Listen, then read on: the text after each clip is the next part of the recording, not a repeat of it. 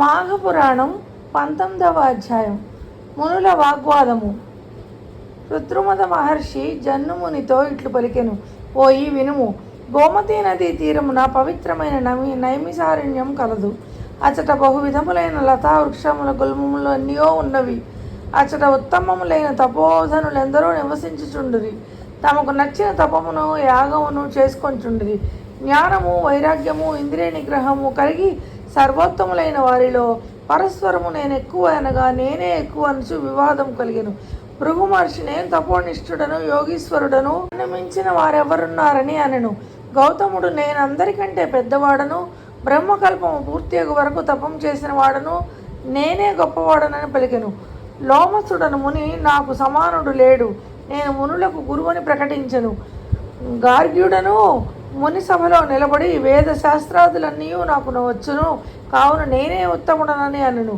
మాండవ్యుడు నేను కర్మలను ఏమరకుండా యథాకాలంగా చేయుదును, నిత్కర్మలను ఆచరింతును, అన్ని శాస్త్రములను చదివిన వాడను, నాకంటే ఉత్తముడు ఎవరని గర్జించెను. శంతనుడను ముని నేను యోగాభ్యాసం చేయువాడను, ఆత్మజ్ఞానిని, ఏకాగ్రత కలవాడను, నన్ను మించిన వాడెవడు లేడని పలికెను. పాలస్తుడను ముని లేచి నేను వేదములు శాస్త్రములు అన్నీ నేర్చిన వాడను, పెద్దలు కూడా నన్నే గౌరవింతురు, కావున నేనే అధికుడనని అనెను. సౌనకుడును ఆత్మనేత్రలో నేను మొదటివాడను, నాకంటే పూజలెవరూ లేరనను. ఆ మునివరులు తమ గొప్పతనమును బిగ్గరగా ఎవరికి వారే చెప్పుకొంది. కొందరు కోపమును పట్టచాలక భృగు మహర్షి వద్దకు వచ్చి వారి జడలను లాగి పిడికిళ్ళు బిగించి కొట్టిరి. ఒకరినొకరు దూషించుకొనుచు కొట్టుకొనుచు వారి దండములను ఛత్రములను లాగుచు కోలాహలమును పెంచిరి. వారి ఇట్లు పరస్పరము వివాదపడుచుండగా కలహప్రియుడైన నారదుడు వచ్చెను. కలహించుకొంచున్న వారిని మరింత ఉద్రేకపరచెను. వైకుంఠమున చేరి శ్రీహరికి విషయమును విన్నవించెను. శ్రీహరియు నారద, ఆ మునులు జ్ఞానులైనను నా మాయకు లోబడి కలహించుకొంచున్నారు. వీరి వివాదము ఉపాయముచే ఉపశమింపజేయవలను.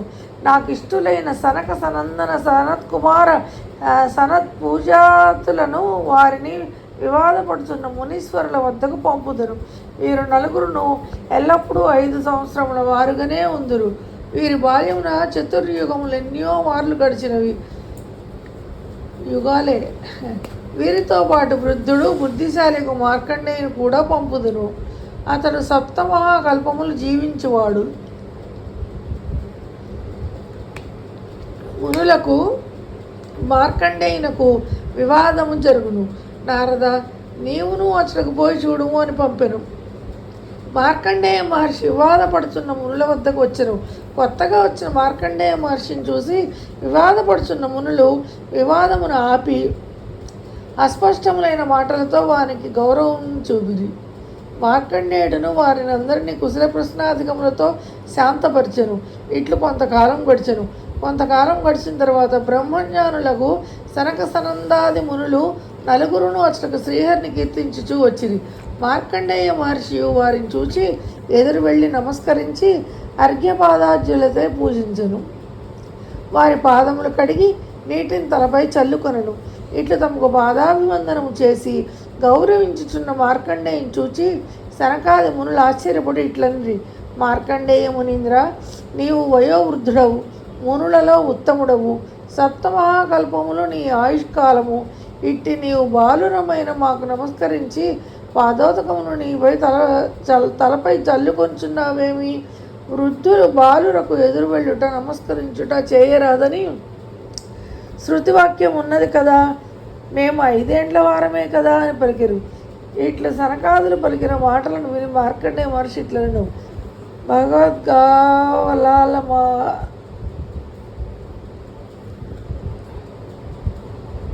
భగవద్గావలాలమలారా, ఒక్కొక్క దినము గడుచుపోచుండగా ప్రాణుల ఆయుర్దాయము కొండ నుండి స్రవించు నీరు వలె తగ్గిపోచున్నది.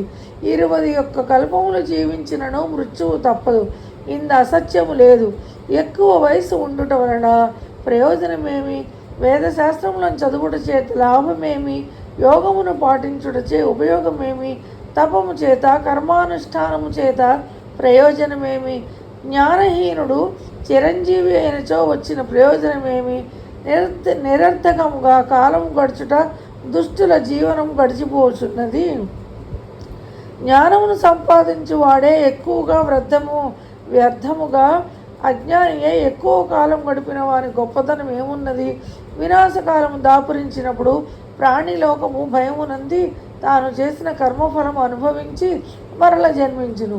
నిత్యము కాని దేహముతో విష్ణు కథా ప్రసంగము చేయువాని బ్రతుకు సార్థకమైనది. మహాత్ములైన సనక సనందన సనత్కుమార సనత్పూజాతులారా, మీరు నిరంతరము విష్ణు కథా ప్రసంగమును చేయువారు నిత్యము ఆయనను తలిచి నమస్కరింతురు. శ్రీహరి ఎల్లప్పుడూ మీ హృదయ పద్మములందే ఉండును. మేము క్షణకాలమైనను విష్ణువుని స్మరింపము, శ్రీహరి ప్రసంగములను కూడా చేయుము. విష్ణు కథను విడువని బాలుడైనను వృద్ధుడే, నిరంతరము హరికథా ప్రసంగం చేయు మీరు బాలురైనను వృద్ధులే. హరికథా ప్రసంగము లేని వారెంత వృద్ధులైనను బాలురే. కావున మాకంటే మీరే గొప్పవారిని మార్కండేయ మహర్షి సమాధానం ఇచ్చారు. మార్కండేయుని మాటలను విని సనకాది మహర్షులు శ్రీహరిని కీర్తింపసాగిరి.